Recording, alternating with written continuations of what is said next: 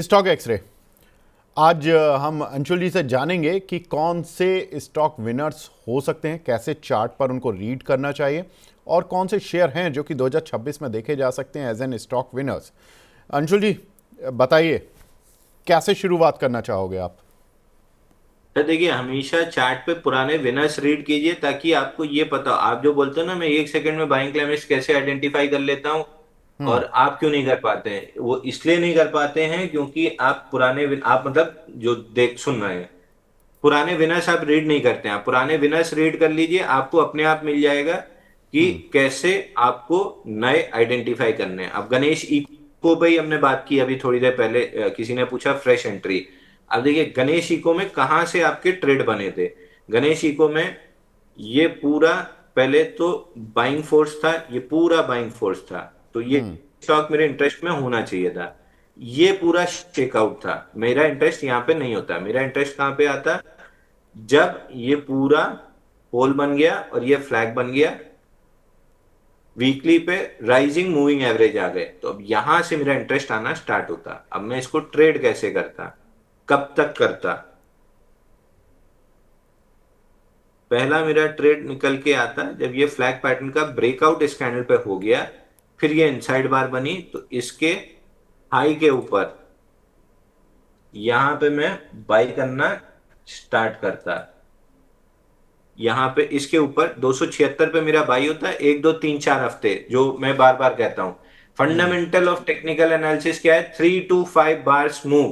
3 से 5 बार अगर मूव कर गया है तो फिर कंसोलिडेशन आती है।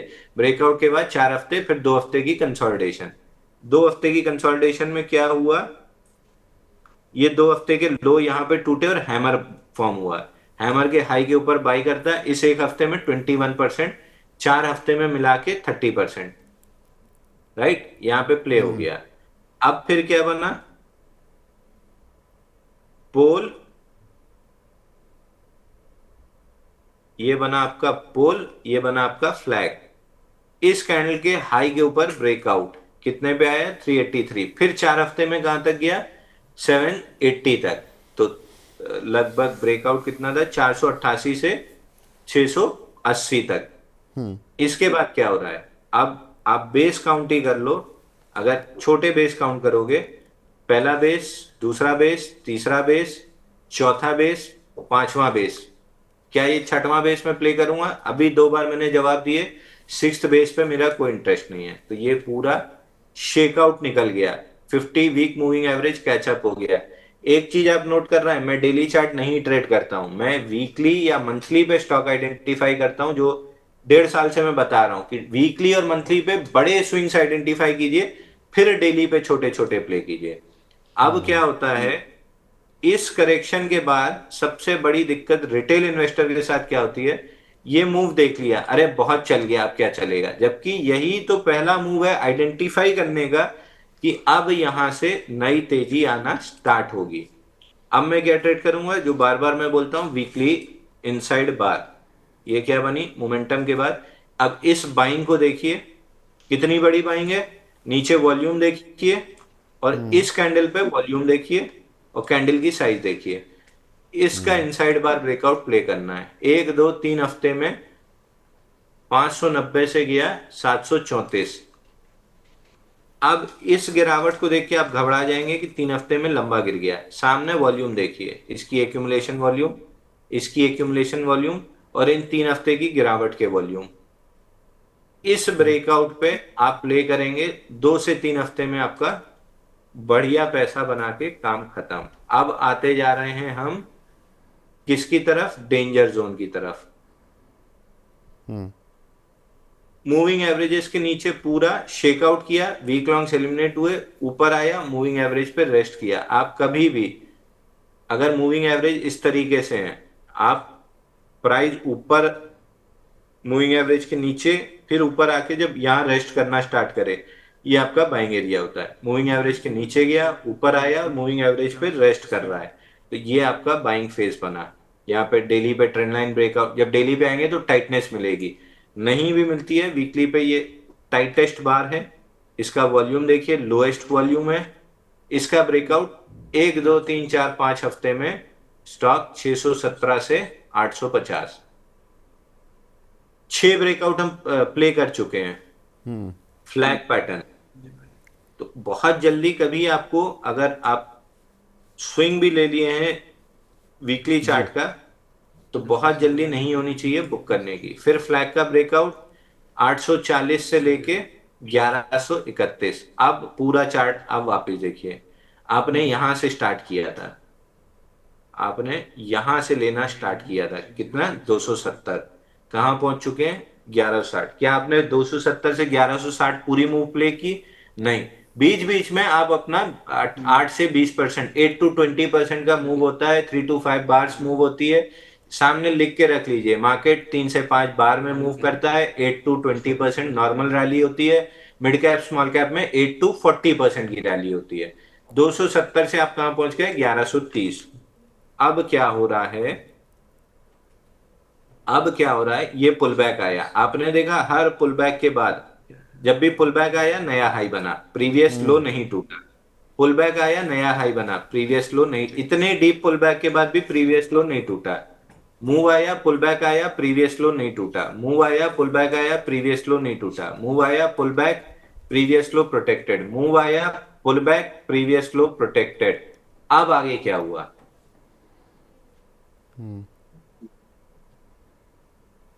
यहां पे हमको लगा बाइंग क्लाइमेक्स हो रहा है, बट इसने क्या किया?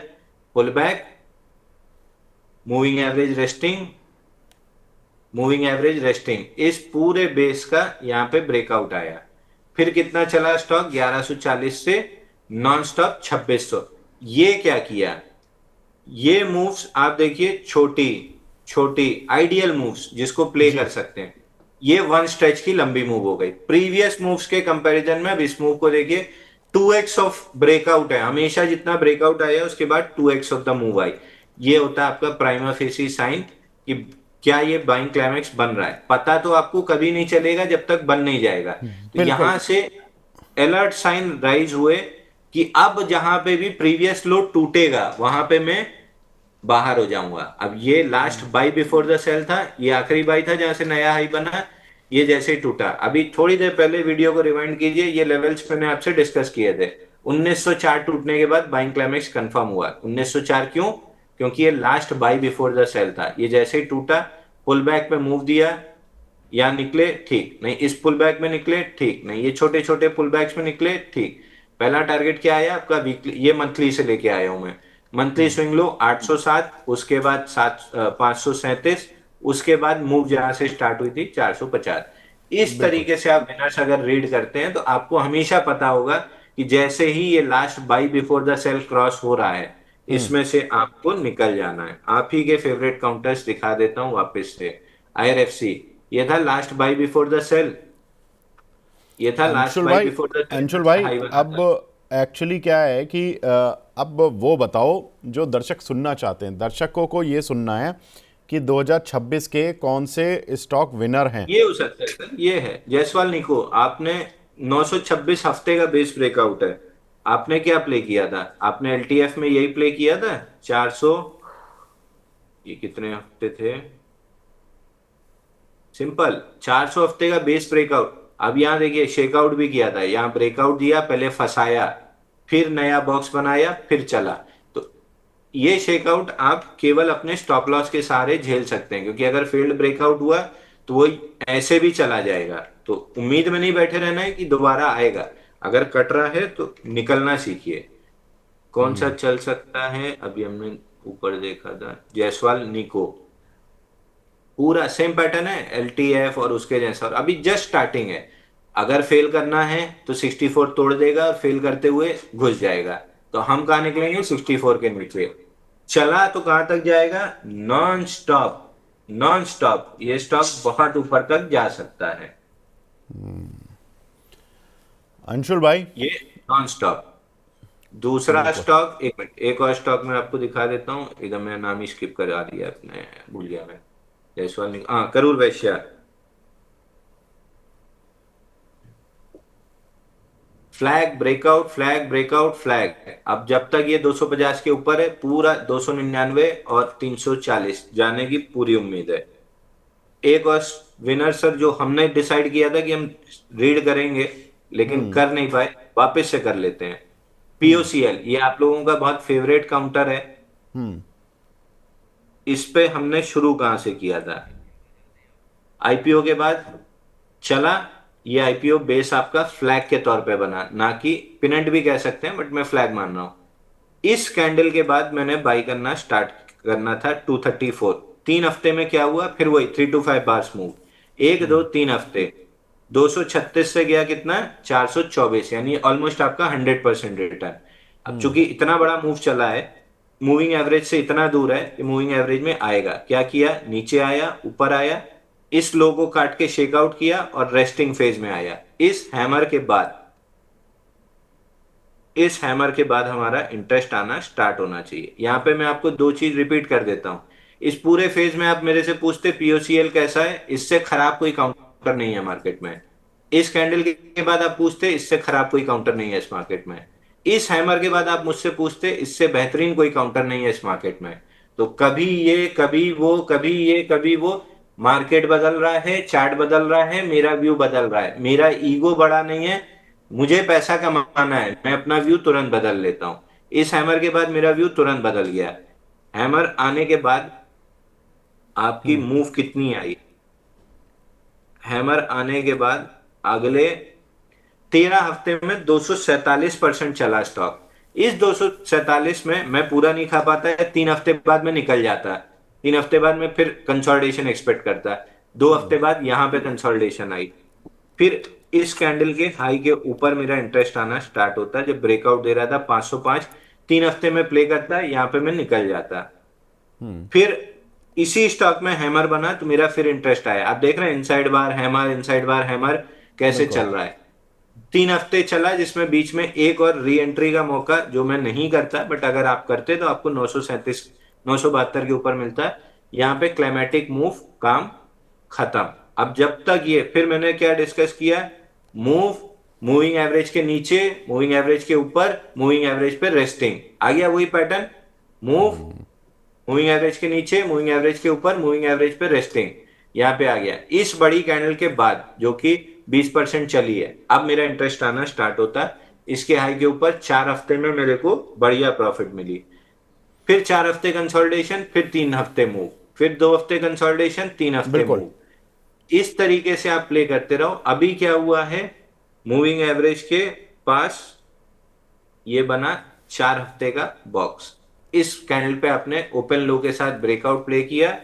यहां पे आपका टारगेट, पहला टारगेट 1500, एक्सटेंड किया तो 1720। तो इस तरीके से आपको प्ले करना है। और जैसे ही ये स्टॉक तो अंशुल भाई, इसमें मैं आखिरी, रोक रहा हूं आपको। तो 1500 और 1720, ये दो टारगेट, मतलब अगर मुझे स्टॉक विनर हमें देखना हो 2026 के फ्रेश बाई के लिए। लिए नहीं है सर, ये चूंकि हम रीड कर रहे हैं इसलिए फ्रेश बाई में जायसवाल निको और करूर वैश्य बैंक में करूंगा। मैं अच्छा। इसमें फ्रेश बाई अगर मैं करता 1349 पे करता, जब ये ब्रेकआउट दे रहा था। अब तो अच्छा, चल ठीक गया। है।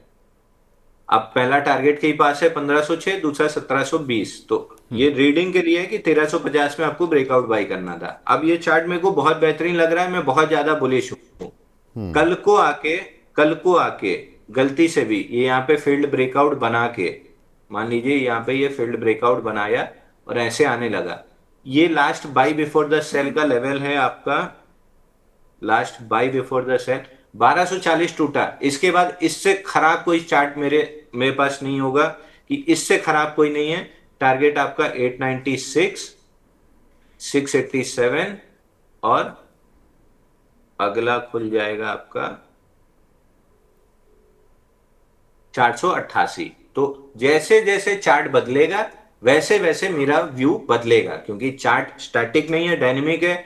रोज नया डेटा ऐड हो रहा है, तो नए डेटा को नए व्यू के साथ हम रीड करते हैं। तो फिलहाल 1506 और 1720 जा रहा है। 1240 टूटने के बाद ये चार्ट एकदम खराब हो जाएगा। इस चार्ट से हम बिल्कुल दूरी बना लेंगे, बाइंग क्लाइमेक्स हो जाएगा।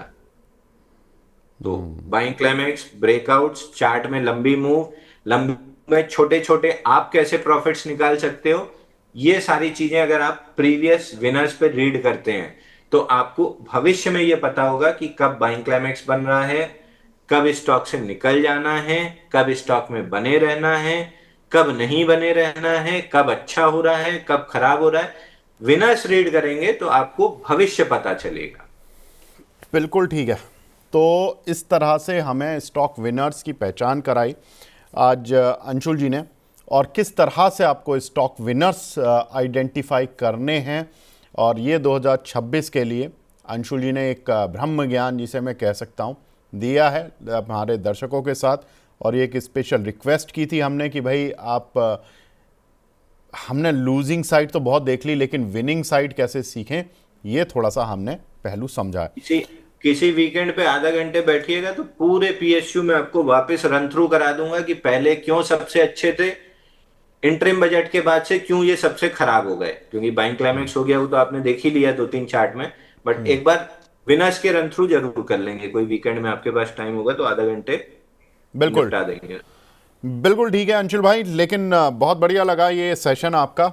और उम्मीद करते हैं कि इस सेशन से दर्शक जो है वो इस लर्निंग को कुछ हद तक अपनी ट्रेडिंग में अप्लाई करेंगे, अपनी इन्वेस्टिंग सोच में अप्लाई करेंगे, जो वो शॉर्ट टर्म इन्वेस्टिंग वाले होते हैं। क्योंकि लॉन्ग टर्म तो सभी लोग जनरली इन्वेस्ट कर ही लेते हैं, लेकिन शॉर्ट टर्म थोड़ा सा लोग फंस जाते हैं जल्दी जल्दी इन्वेस्टिंग के चक्कर में। वो पहले बनते हैं ट्रेडर, फिर बनते हैं इन्वेस्टर, और फिर बनते हैं लॉन्ग टर्म इन्वेस्टर। तो वो जर्नी थोड़ी सी उनकी खराब ना हो, उसके लिए आपने जो गाइडेंस दी है, बहुत बहुत शुक्रिया अंशुल भाई, हमसे जुड़ने के लिए, अपना कीमती सर समय देने शो चालू होने के टाइम ही हम बात कर रहे थे गोल्ड पे। गोल्ड देखिए वहां से कायदे से पिट गया। GC1 कितने डॉलर पे अपन ने बात की थी? 4546 पे की थी। 4513 आ गया। हाँ 4544 पे की थी, 4504 का लो अभी बन गया। अभी भी बोल रहा हूँ निकल जाइए गोल्ड सिल्वर से। अब आखिरी का जूस लेने के चक्कर में नींबू को उतना ही निचोड़िए जब तक खट्टा मीठा रस आ रहा है। एकदम आखिरी निचोड़ेंगे तो एकदम कड़वा आएगा। ये मैंने यहाँ पे जब हम लोग पुराने ऑफिस के सामने गर्मी में नींबू का रस पीने जाते थे, वो लेमन सोडा, तो मैं हमेशा उससे पूछता था तुमने बस ऐसे निचोड़ा और फेंक दिया, अभी उसमें बहुत रस बचा है। व्यवहारिक ज्ञान देखिए किसको होता है। मतलब ठेले वाले ने मेरे को दिया, बोला भैया अगर इसको बहुत ज्यादा निचोड़ेंगे ना कड़वापन आ जाएगा, कड़वापन आ जाएगा तो मेरे को शक्कर ज्यादा डालनी पड़ेगी, शक्कर ज्यादा डालूंगा तो मेरी कॉस्टिंग बढ़ेगी। तो मैं 2 बार ऐसे करके छोड़ देता हूँ आखिरी का रस, क्योंकि वो कड़वा होता है। हम देखते हैं कि अभी रस बचा है, वो देख रहा है कि शक्कर ज्यादा डालनी पड़ेगी। व्यवहारिक ज्ञान वहां से मैंने सीखा। पहला 20%, आखिरी 20% छोड़ दीजिए जहाँ कड़वापन होता है, बीच के 60% में मैक्सिमम पैसा निकाल लीजिए। चलिए बहुत बढ़िया। तो अंशुल जी बहुत बहुत शुक्रिया। आज सेशन लंबा रहा लेकिन मज़ा आया, और उम्मीद करते हैं कि दर्शकों को कुछ एक शेयर्स भी मिले हैं, जैसे कि जयसवाल नैको और करूर वैश्य बैंक जैसे शेयर, जहां पर कि आपको एक कह सकते हैं कि 2026 के लिए फ़िलहाल तो विनर्स आपके लिए मिल ही गए हैं। चलिए बहुत बहुत शुक्रिया अंशुल जी। धन्यवाद।